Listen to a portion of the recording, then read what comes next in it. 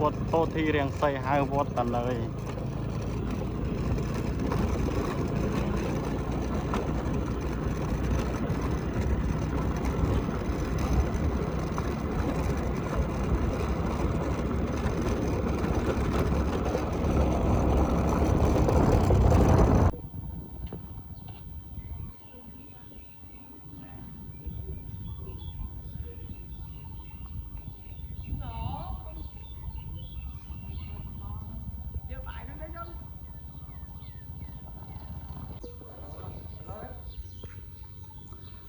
នៅក្នុងវត្តគឺ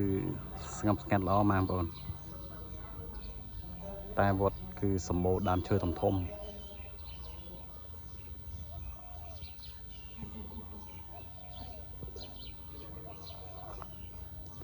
ខាងនេះគឺជាកុដិរបស់លោកចំណែកនេះគឺជាសាលាឆាន់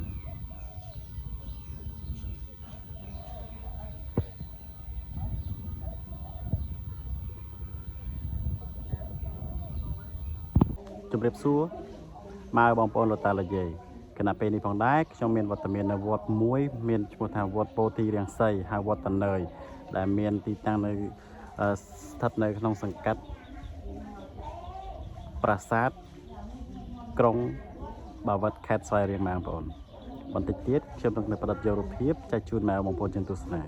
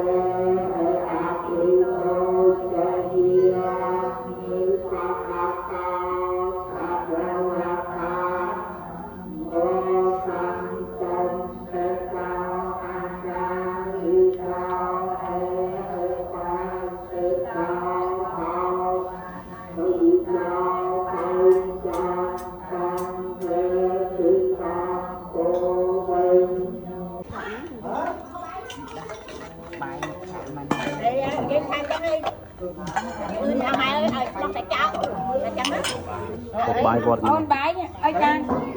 nó biết ngao nó bán bán pi cha nó chạm ngao nó nâng pi nó pi đó bạn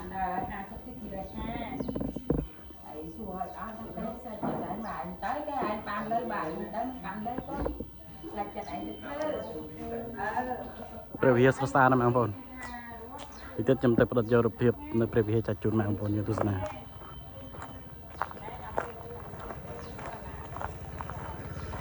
វត្តស្ងាត់មែនទែនមានលោកតែប្រហែលអង្គ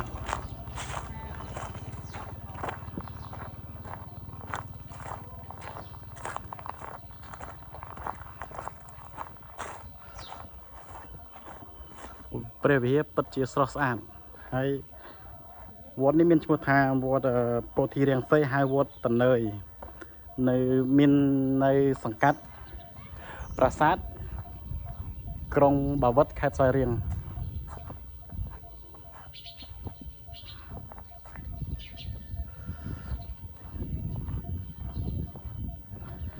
ព្រះវិហារតាមពិតបើលោកតាចៅអធិការមិនចូល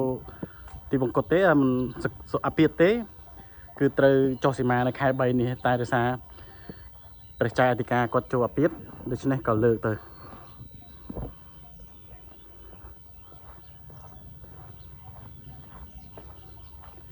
ការរៀបចំរបស់វិហារពិតជាស្រស់ស្អាត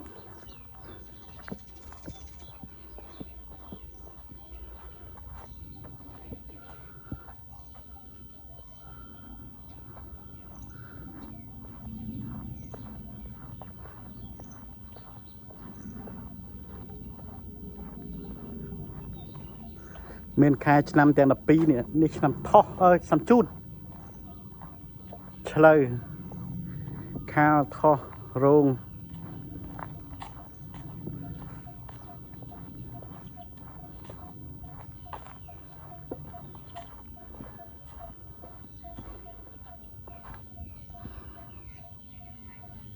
ក្បូរក្បាច់រចនាជាប់ជាងពិតជាស្រស់ស្អាត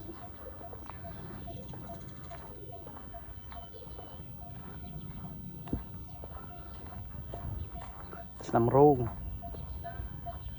ម្សាញ់មមីមម៉ែ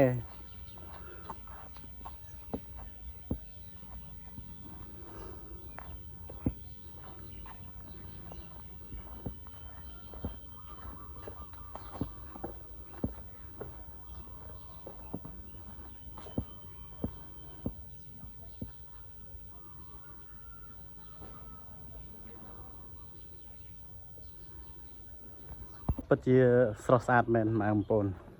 ក៏ប៉ុន្តែវត្តមានព្រះសង្ឃតែប៉ុន្មានអង្គទេដូច្នេះវត្តរៀងស្ងាត់ដែលបាញ់មិញចូលឆាន់មានតែ6អង្គគត់បងប្អូនដោយសារលោកខ្លះមុនទៅរៀននៅភ្នំពេញមុនទៅរៀននៅខេត្តឆ្ងាយៗអញ្ចឹងណាវត្តក៏មិនសូវជាសម្បូរសប្បាយដែរគត់មានតែប្រហែលគត់វីដេអូនេះផងដែរក៏ឈានចូលដល់ទីបញ្ចប់ហើយមកឲ្យបងប្អូនបើសិនជាបងប្អូនបាននិយាយទៅលឺលុះឬក៏ខ្វះខាតចន្លោះពាក្យកន្លែងណាមួយសូមឲ្យមេតាខន្តីអភ័យទោសតែបើសិនមកឲ្យបងប្អូនពេញចិត្តនៃស្លាយអាណិតបងប្អូនសូមកុំភ្លេចតាមដានចុចតាមដាននិង like subscribe បងប្អូនផងដើម្បីបងប្អូនមានកម្លាំងចិត្តផលិតវីដេអូចែកជូនមកឲ្យបងប្អូនយើងទស្សនាបន្តទៀតសូមអរគុណសូមជម្រាបលា